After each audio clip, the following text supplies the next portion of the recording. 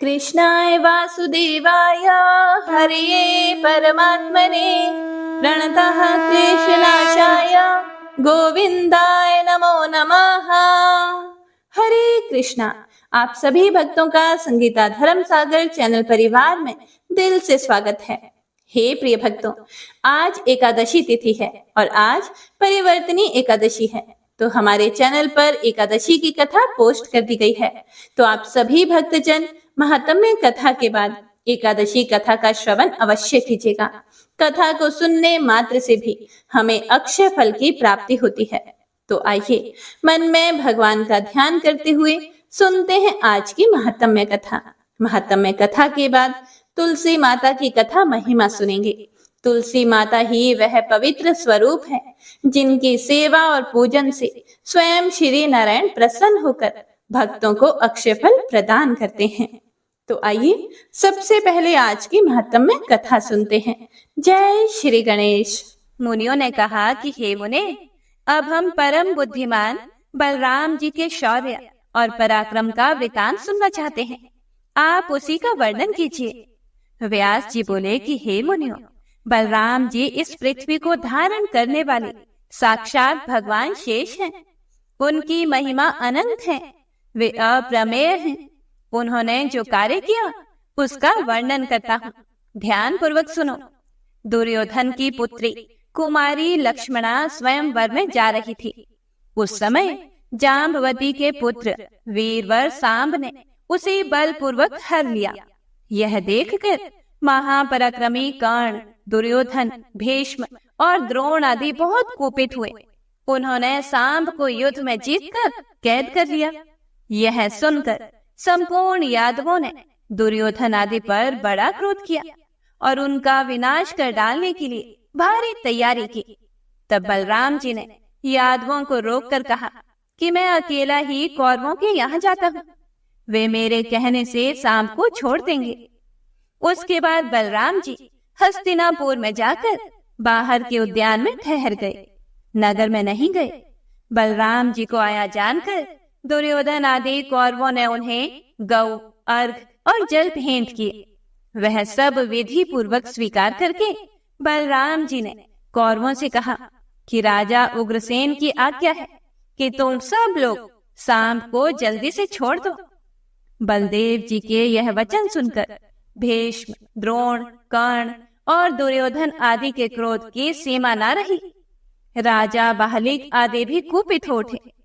उन्होंने यदुकुल को राज्य के अधिकार से वंचित जानकर बलराम जी से कहा, हे बलदेव, तुमने यह कैसी बात कह डाली? कौन ऐसा यदुवंशी है जो कौरवों को आज्ञा देगा?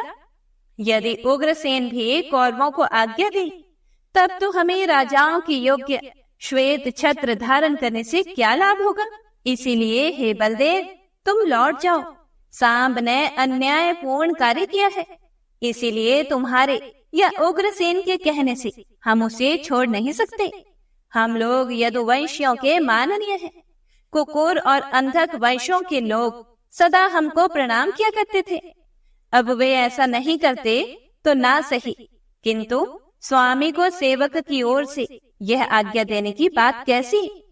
हमने तुम लोगों को अपने समान आसन और भोजन देकर जो सम्मानित किया है, उससे तुम्हारा अहंकार बहुत बढ़ गया है। इसमें तुम्हारा क्या दोष है? हमने ही प्रेमवश नीति नहीं देखी। बलराम, हमने तुम्हारे लिए जो यह अर्घ निवेदित किया है, इसमें केवल प्रेम ही कारण है। हमारे कुल की ओर से तुम्हारे कुल को अर्घ देना कदापि उचित नहीं है। ऐसा कहकर कौरव मौन हो गए। उन्होंने श्री कृष्ण के पुत्र को बंधन से मुक्त नहीं किया। इस विषय में उन सब ने एक राय कर ली थी। वे सब के सब बलराम जी को वहीं छोड़कर हस्तिनापुर में चले गए। कौरवों द्वारा किए हुए आक्षेप से बलराम जी को बड़ा क्रोध हुआ।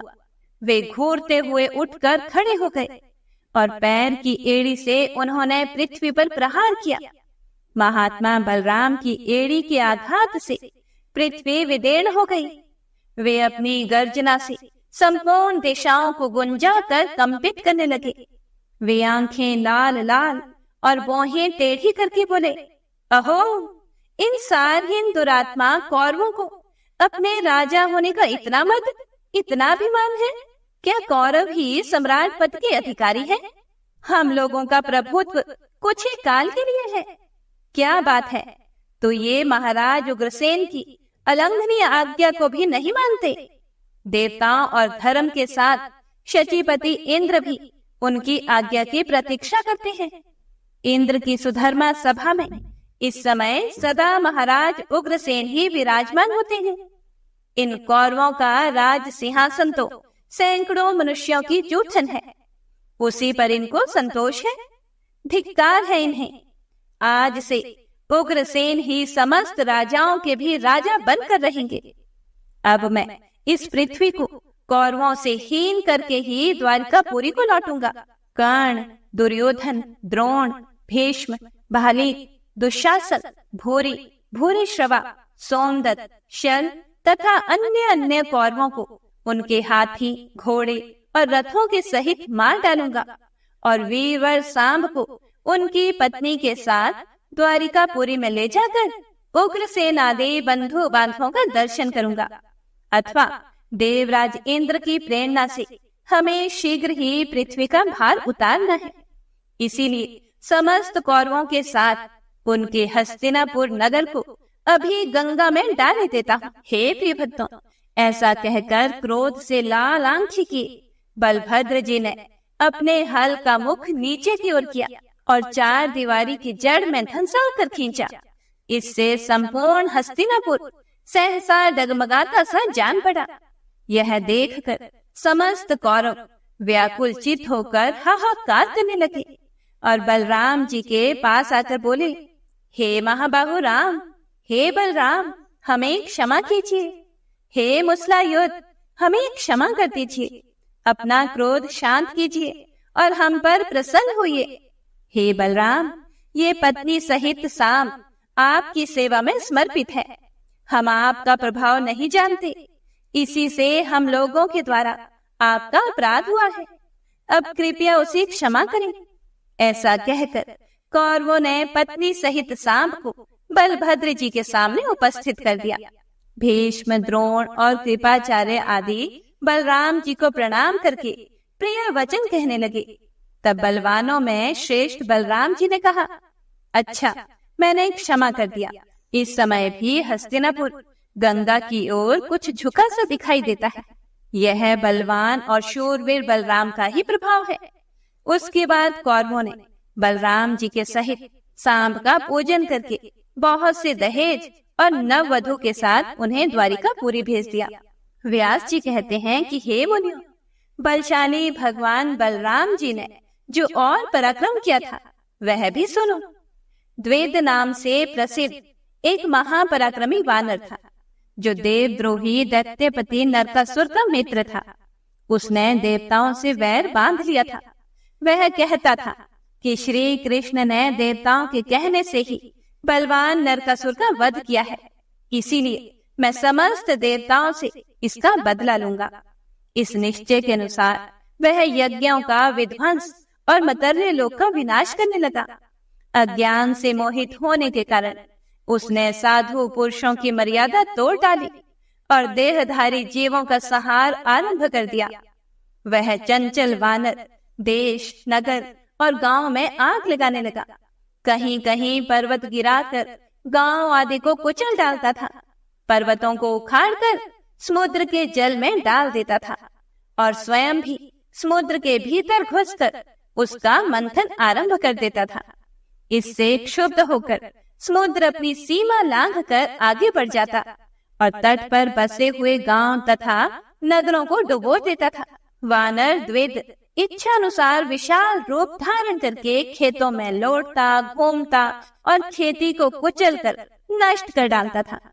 उस दुरात्मा ने संपूर्ण जगत के विरुद्ध कार्य आरंभ कर दिया था।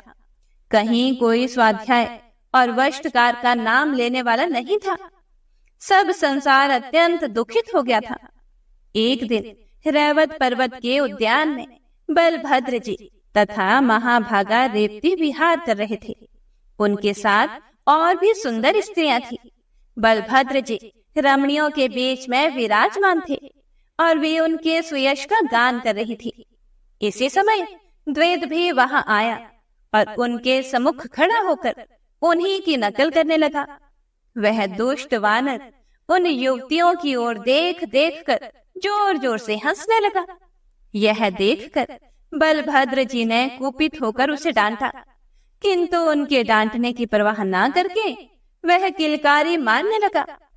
तब बलराम जी ने उठकर बड़े रोष के साथ मूसल हाथ में लिया।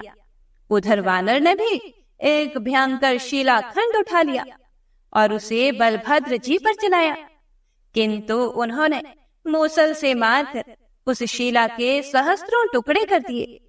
द्वैत ने बलराम जी के मूसल का वार बचाकर उनकी छाती में बड़े वेग और रोष के साथ घूसा मारा।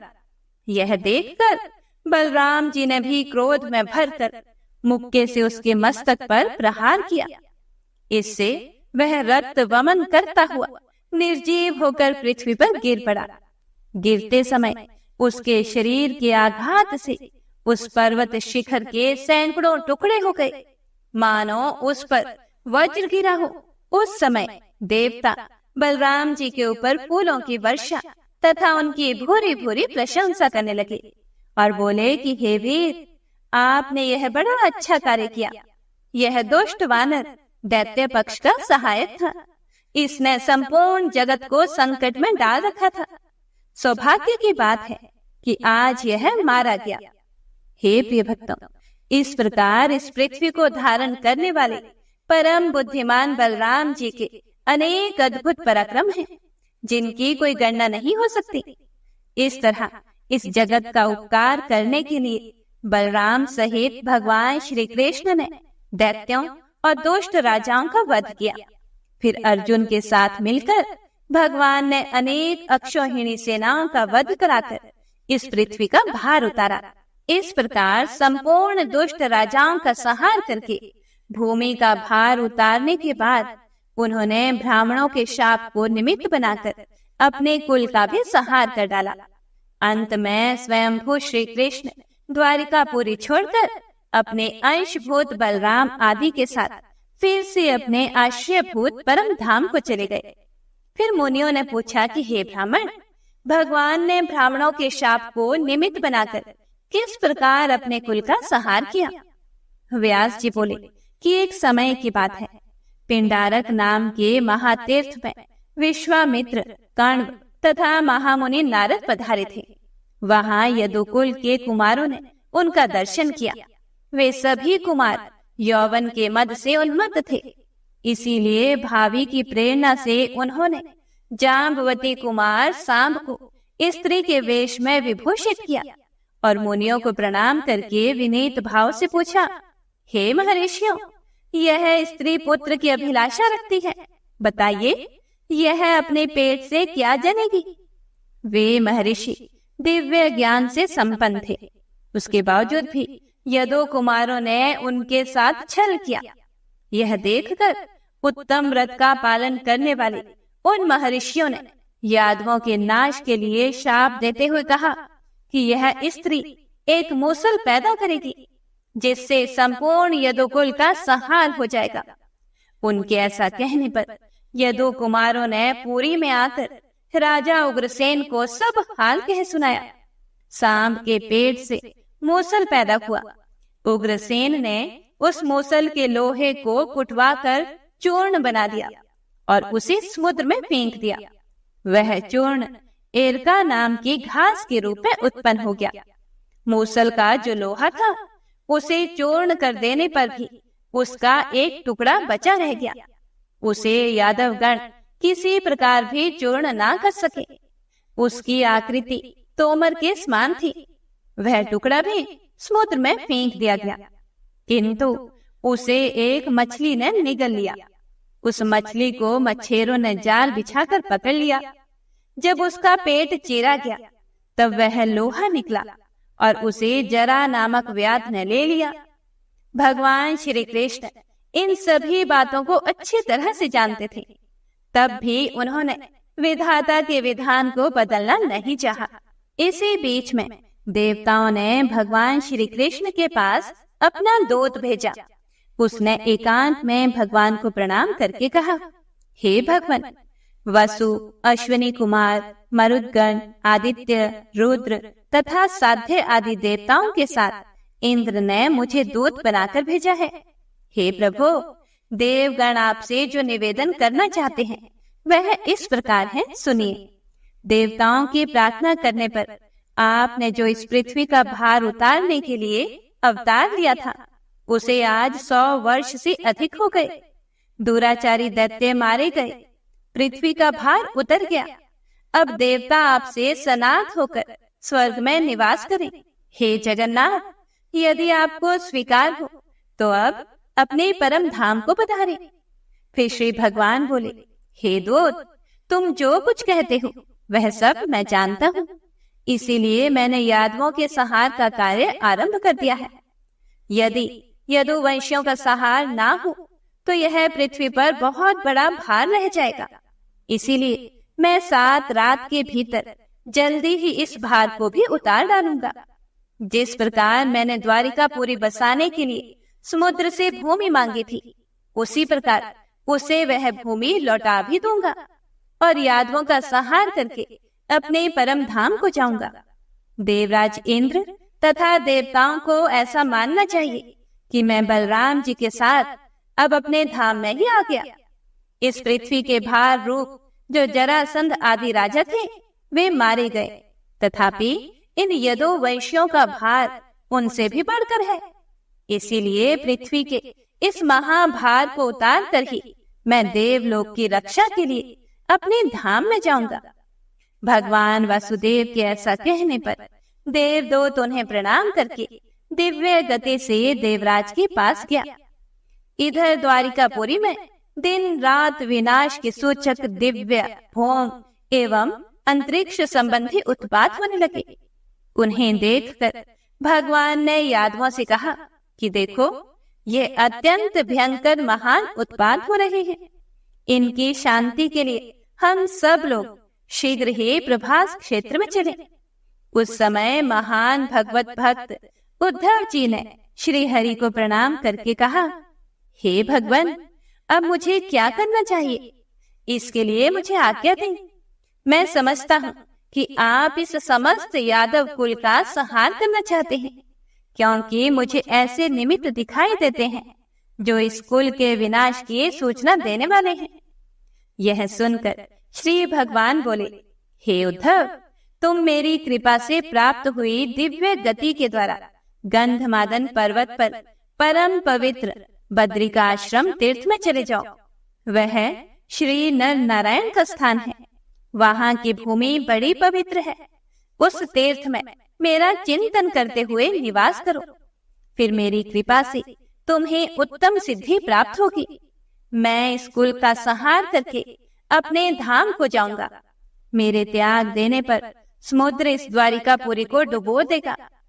भगवान के ऐसा कहने पर उद्धव जी उन्हें प्रणाम करके नर नारायण के आश्रम में चले गए। उसके बाद संपूर्ण यादव शीघ्रगामी रथ पर आरूढ़ होकर बलराम और श्री कृष्ण आदि के साथ प्रभास क्षेत्र में गए। वहां पहुंचकर कुकुर और अंधक वंश के सब लोगों ने प्रसन्नता पूर्वक मदिरा पान किया। पीते समय उनमें परस्पर संघर्ष हो गया, जिससे विनाश करने वाली कलह अग्नि प्रज्वलित हो उठी। दैव के अधीन होकर उन्होंने एक दूसरे को शस्त्रों से मारना आरंभ किया। जब शस्त्र समाप्त हो गए, तब पास ही जमी हुई एरका नाम की घास सबने उखाड़ ली।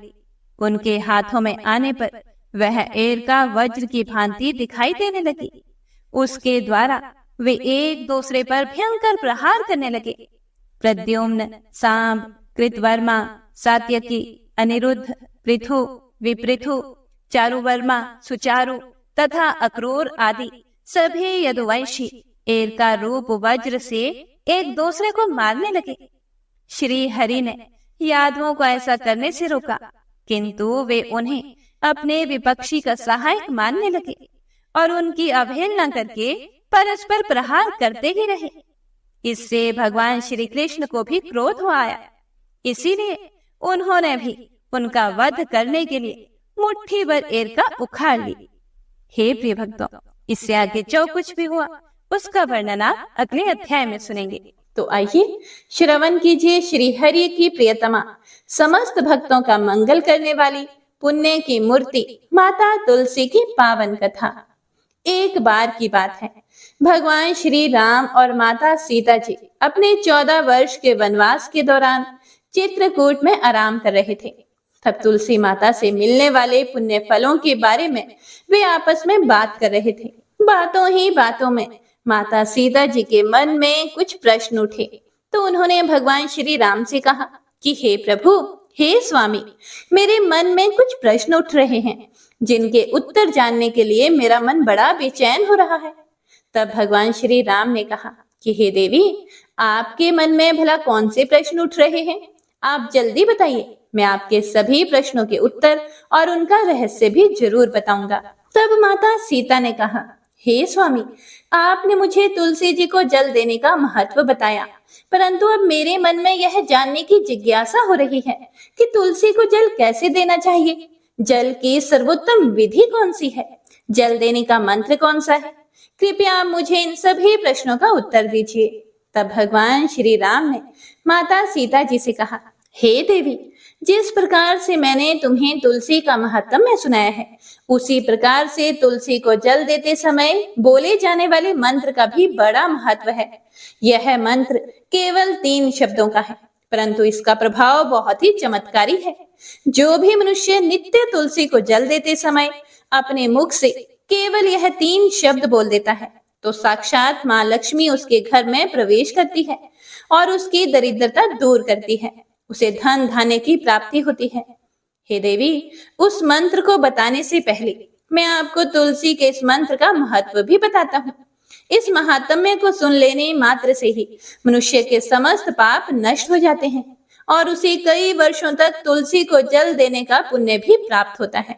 इसीलिए आप भी इस कथा को ध्यान पूर्वक सुनिए। हे देवी, एक समय दक्षिण दिशा में एक अत्यंत शोभायमान नगरी थी। उस नगरी में एक खोटी बुद्धि का ब्राह्मण रहता था और वह पापियों का तो शिरोमणि ही था, सरदार ही था। उसका जन्म एक ऐसे ब्राह्मण परिवार में हुआ था जो पाप कर्म करने वाले और शास्त्र ज्ञान से शून्य था। वह जन्म से तो ब्राह्मण था, लेकिन कर्म से वह अत्यंत दुराचारी था। वह ना तो पूजा पाठ करता था और ना ही अतिथियों का सत्कार ही किया करता था, और यहाँ तक कि अपने घर पर आए हुए अतिथियों को भी बिना कुछ दान दिए ही निर्दयता पूर्वक भगा दिया करता था। वह सदैव ही पराई स्त्रियों में आसक्त रहता था और उसे मदिरा पान करने की भी बुरी लत थी। साथ ही वह मांस भी खाता था। वह दिन में खेतों में काम करके पत्ते बेचकर जीविका चलाता, रात में वह व्यभिचार करता था। इस प्रकार से उस ब्राह्मण ने अनेक वर्षों तक जीवन बिताया। फिर एक दिन वह दुर्बुद्धि बेचने के लिए पत्ते इकट्ठे करने के लिए एक ऋषि के आश्रम के आसपास घूमने लगा और वहां लगे हुए पेड़ों से पत्ते तोड़ने लगा। तो वहीं पर एक काल रूपधारी काले भयानक सर्प ने उस ब्राह्मण को काट लिया और उसी समय उसकी मृत्यु हो गई। तब उसके बाद 2 यमदूत उसे लेने के लिए उस स्थान पर प्रकट हो गए और उसे उठाकर यमलोक ले जाने लगे। रास्ते में वह यमदूतों के सामने बहुत करुण विलाप करने लगा और बोला कि हे दूतों, तुम मुझे कहाँ लेकर जा रहे हो? मुझे छोड़ दो। लेकिन यमदूत उसे यह कहकर घसीटते हुए ले जा रहे थे कि अरे दुष्ट ब्राह्मण, तेरे पाप कर्मों के कारण तुझे सांप ने डस लिया है। अब तो यमराज जी तुझे अवश्य घोर नरक में डाल देंगे। फिर यम के दूत उस ब्राह्मण को लेकर यमलोक पहुंच गए और यमराज के सामने खड़े हो गए। तब चित्रगुप्त महाराज जी ने उस ब्राह्मण का लेखा जोखा निकाल कर यमराज जी से कहने लगे, धर्मराज, इस ब्राह्मण ने बचपन से लेकर मृत्यु तक पाप ही पाप कर्म किए हैं। अपने पूरे जीवन में तो इसने कोई पुण्य का काम किया ही नहीं। तब धर्मराज जी अपने दूतों से कहते हैं, हे दूतों, इस घोर पाप करने वाले ब्राह्मण को उठाकर ले जाओ और इसे नरक में डाल दो। फिर यम के दूत उस पंडित को लेकर नरक की भयानक अग्नि में धकेल देते हैं। तो अनेक वर्षों तक नरक में सजा भुगतने के बाद उस ब्राह्मण को अपने दूसरे जन्म में एक बैल का शरीर मिला। बैल का जन्म पाकर वह बोझ उठाने का काम करने लगा। उसका मालिक उससे दिन रात काम करवाने लगा। फिर जब उस बैल की शक्ति कम हो गई तो उसके मालिक ने उसे एक लंगड़े आदमी को बेच दिया। तो उस लंगड़े आदमी ने उस बैल को खुद का बोझ उठाने के काम में उपयोग करना शुरू किया। वह उसकी पीठ पर बैठकर दूर दूर घूमने जाया करता था। इस प्रकार से उस बैल ने 10 वर्षों तक उस लंगड़े आदमी का बोझा उठाया। फिर एक दिन वह लंगड़ा आदमी उस बैल की पीठ पर बैठकर किसी ऊंचे पर्वत पर जा रहा था। उस पर्वत पर बहुत देर तक चढ़ाई करने के कारण वह बैल बहुत थक गया था। उसकी शक्ति कम हो गई थी और वह बेहोश होकर जमीन पर गिर पड़ा और अंतिम सांसें लेने लगा। तो वहां पर खड़े लोगों को उस बैल पर बड़ी दया आई और वह उसके मुख में पानी डालने लगे। उन्हीं लोगों में एक पुण्य आत्मा इंसान भी था। उसने उस बैल का कल्याण करने के लिए अपना समस्त पुण्य उस बैल को दे दिया। तो वहां पर खड़े हुए कुछ और लोगों ने भी अपने अपने पुण्य को उस बैल को समर्पित कर दिया। जब सभी लोग अपना अपना पुण्य उस बैल को समर्पित कर रहे थे तो वहीं भीड़ में एक वैश्या भी खड़ी हुई थी और वह यह सब देखकर उस वैश्या ने भी अपना पुण्य उस बैल को दे दिया। फिर कुछ ही क्षणों के बाद उस बैल की मृत्यु हो गई और फिर उस स्थान पर यमदूत आए और उस बैल के शरीर से उस ब्राह्मण की आत्मा को निकालकर यमलोक ले गए। यमलोक में ले जाकर उसे यमराज जी के सामने खड़ा कर दिया। फिर चित्रगुप्त महाराज जी ने उसका लेखा जोखा देखा तो वह आश्चर्य में पड़ गए, क्योंकि वैश्या के द्वारा दिया गया पुण्य सबसे अधिक बड़ा था और उस पुण्य के प्रभाव से उस ब्राह्मण के सभी जन्मों के पाप नष्ट हो गए थे। फिर यमराज जी ने उस ब्राह्मण के सारे पाप क्षमा कर दिए और कहने लगे, हे ब्राह्मण, उस वैश्या ने तुझे अपना पुण्य देकर तुझ पर बड़ा उपकार किया है। केवल उसी के पुण्य के कारण तुम्हारे सब जन्मों के पाप नष्ट हो गए हैं। और फिर यमराज जी ने उसे एक बार फिर से मनुष्य योनि में जन्म प्रदान किया। हे प्रिय भक्तों, इस बार उसे पृथ्वी पर एक उत्तम पंडित कुल में जन्म मिला। उस महापुण्य के प्रभाव से उसे इस नए जन्म में पूर्व जन्म की सारी बातें याद आने लगी। तो वह ब्राह्मण खड़ा हो गया और उसे याद आया कि पिछले जन्म में जब वह बैल था तो एक वैश्या ने मुझे अपने पुण्य दे दिए थे और उसके मन में उस वैश्या के बारे में जानने की इच्छा प्रबल हुई और उस महापुण्य के बारे में जानने के लिए वह उस वैश्या का पता लगाने के लिए ढूंढता हुआ उसके नगर में चला गया। तो वह वैश्या अब तक बूढ़ी हो गई थी। फिर जब उसे ढूंढने पर वह वैश्या मिल गई तो वह उसके सामने जाकर उसे बार बार प्रणाम करने लगा और उसका धन्यवाद करने लगा। तब वैश्या कहने लगी, हे ब्राह्मण देव, आप कौन हैं और किस कारण आप मुझ वैश्या को धन्यवाद कर रहे हैं? मैंने आपका कौन सा कार्य किया है कि आप मुझे बार बार धन्यवाद दे रहे हैं? तो वह ब्राह्मण कहने लगा, हे माता, मैं वही बैल हूँ जिसे आपने अपना पुण्य दे डाला था। अपने पाप कर्मों के कारण मुझे पिछले जन्म में बैल का जन्म मिला था और उस पर्वत पर जब मैं मर रहा था तो आपने मुझे अपना पुण्य दान दिया था और आपके पुण्य के प्रभाव से ही आज मुझे फिर से मनुष्य जन्म मिला है।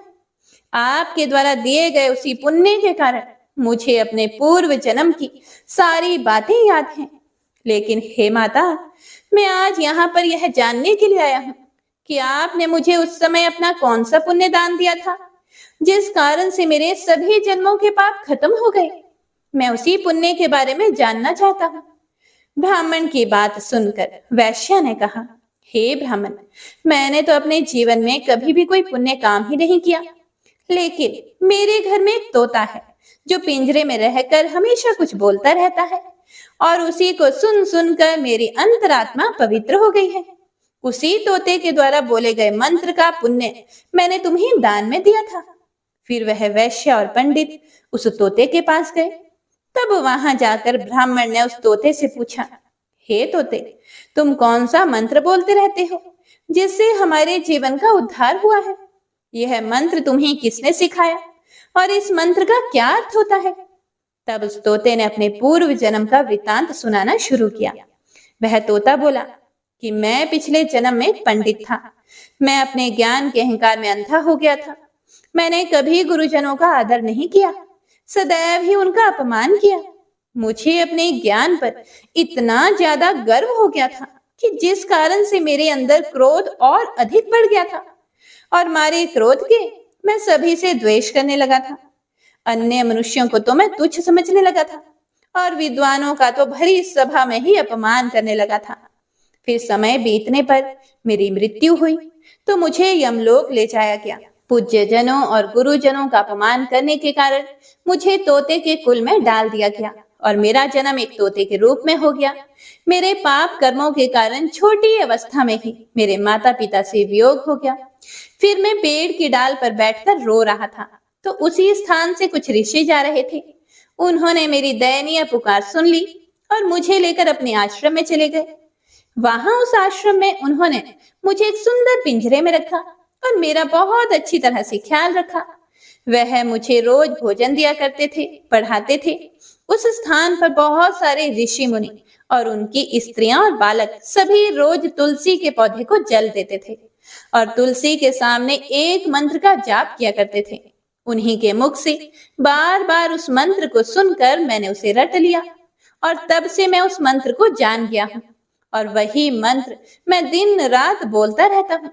उस मंत्र के प्रभाव से मेरी कभी मृत्यु नहीं हुई और मेरी आयु आज 100 वर्ष की हो गई है। मैं इतने वर्षों तक जीवित रहा। फिर एक रात को एक चोर उस स्थान पर आ गया और उसने मुझे वहां से चुरा लिया। फिर इस वैश्य ने मुझे उस चोर से खरीद लिया और इस वैश्य के घर पर आने के बाद भी मैं उस मंत्र को बोलता रहता हूँ, जिसे सुनकर इस वैश्य का मन भी पवित्र हो गया है और इसने वैश्य का काम छोड़कर भगवान श्री हरि का भजन कीर्तन करना प्रारंभ कर दिया है और उसी मंत्र के प्रभाव से इस वैश्य की आत्मा भी पवित्र हो गई है। हे ब्राह्मण, उस मंत्र के पुण्य से अब आप भी मुक्त हो गए हैं। इस प्रकार से तोते ने उस ब्राह्मण को और वैश्य को सारा वृतांत सुना दिया, जिसे सुनकर वह पंडित और वैश्य दोनों ही अत्यंत प्रसन्न हुए और फिर वे दोनों ही रोज तुलसी को जल देकर उस मंत्र का जाप करने लगे। फिर वह तोता, वैश्य और वह ब्राह्मण तीनों उस मंत्र के प्रभाव से दिव्य विमानों में बैठकर भगवान श्री हरि विष्णु के लोक चले गए। यह सारा वृतांत सुनाकर भगवान श्री राम कहते हैं कि हे देवी, देखा आपने, केवल तुलसी के एक मंत्र के प्रभाव से ही तोते, उस वैश्य और उस पंडित के सभी पाप नष्ट हो गए। इसीलिए सभी मनुष्य रोज तुलसी को जल देते समय एक मंत्र का उच्चारण अवश्य करें। हे देवी, वह मंत्र इस प्रकार है, जिसे आप भी ध्यान से सुनिए। ओम श्री हरि प्रिया नमः, ओम श्री हरि प्रिया नमः, ओम श्री हरि प्रिया नमः। जो भी स्त्री नित्य तुलसी के समक्ष इस मंत्र का उच्चारण करेगी वह सौभाग्यशाली बनेगी। जो भी पुरुष तुलसी के सामने इस मंत्र का उच्चारण करेंगे उन्हें अपार धन की प्राप्ति होगी। जिस घर के सामने नित्य तुलसी की पूजा की जाएगी उस घर में साक्षात मां लक्ष्मी का वास होगा। तुलसी जी का यह मंत्र राजकल्प तरु है। यह समस्त फलों को प्रदान करने वाला है। इसीलिए जो भी तुलसी के सामने इस मंत्र का उच्चारण करेगा उसे संपूर्ण सिद्धियां प्राप्त होगी। स्त्रियों को सदैव ही स्नान करके अपने बाल बांधकर मांग में सिंदूर भरकर नित्य तुलसी को जल देकर इस मंत्र का उच्चारण करना चाहिए। रोज तुलसी के पौधे की परिक्रमा करने के साथ ही सभी पाप नष्ट हो जाते हैं। रोज शाम के समय तुलसी के पास दीपक जलाएं और तुलसी के पास बैठकर भगवान विष्णु की आराधना करें। तुलसी के पास दीपक जलाने से मनुष्य को धन धान्य की प्राप्ति होती है। हजारों अमृत के घड़ों से नहाने पर भी श्री हरि को इतनी तृप्ति नहीं मिलती जितनी मनुष्य के द्वारा तुलसी का एकमात्र एक पत्ता चढ़ाने से ही हो जाती है।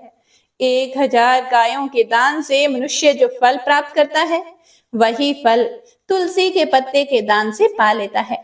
तो इस प्रकार भगवान श्री राम ने माता सीता जी को तुलसी जी का महत्व सुनाया। तो यह थी तुलसी माता की पावन कथा। सभी मिलकर एक बार प्रेम से बोलिए, तुलसी मैया की जय। तुलसी महारानी नमो नमो, हरि की पटरानी नमो नमो। जय श्री हरि। बंशी शोभित कर मधुर, नील जलद तन श्याम। अरुण अधर जनु बिंब फल, नयन कमल अभिराम। पूर्ण इंद्र अरविंद मुख, पीतांबर शुभ साज। जय मन मोहन मदन छवि, कृष्ण चंद्र महाराज। जय यदुनंदन जय जगवंदन, जय वसुदेव देवकी नंदन। जय यशोदासुत नंद दुलारे, जय प्रभु भक्तन के धृत तारे। जय नटनागर नागन थैया, कृष्ण कन्हैया धेनु चरैया। पुनि नख पर प्रभु गिरिवर धारो, आओ दीनन कष्ट निवारो। वंशी मधुरे अधर धर तेरे, होवे पूर्ण मनोरथ मेरी। आओ हरि पुनि माखन चाखो, आज लाज भारत की राखो। गोल कपोल चिबुक करुणारे, मृदु मुस्कान मोहिनी डारे। रंजित राजीव नयन विशाला, मोर मुकुट वैजंती माला। कुंडल श्रवण पीत पटाछे, कटि किंकणी काछन काछे। नील जलज सुंदर तनु सोहे, छवि लखि सुर नर मुनि मन मोहे। मस्तक तिलक अलक घुंघराले, आओ कृष्ण बांसुरी वाले। करि पय पान पूत नहीं तार्यो, अका बका का सुर मार्यो। मधुवन जलत अग्नि जब ज्वाला, भय शीतल लखि तहि नंद लाला। सुरपति जब ब्रज चढ़े और साई, मोसर धार वारी वर्षाई। लगत लगत ब्रज चहन बहायो, गोवर्धन नख धारी बचायो। लखि यशोदा मन ब्रह्म अधिकाई, मुख मह 14 भुवन दिखाई। दुष्ट कंस अति उधम मचायो, कोटि कमल जब फूल मंगायो। नाथी काली यही तब तुम लीन है, चरण चिन्ह दई निर्भय कीन है। करि गोपिन संग रास विलासा, सबकी पूर्ण करी अभिलाषा। केतिक महासुर संहार्यो, कंस ही केस पकड़ी दई मार्यो। मात पिता की बंदी छुड़ाई, उग्रसेन कहा राज दिलाई। मही से मृतक चाहो सुतलायो, मातु देव की शोक मिटायो। भौमासुर मुर दैत्य सहारी, लाए 10 सहस कुमारी। दई भी नहीं तृण चीर सहारा, जरा सिंधु राक्षस का हमारा।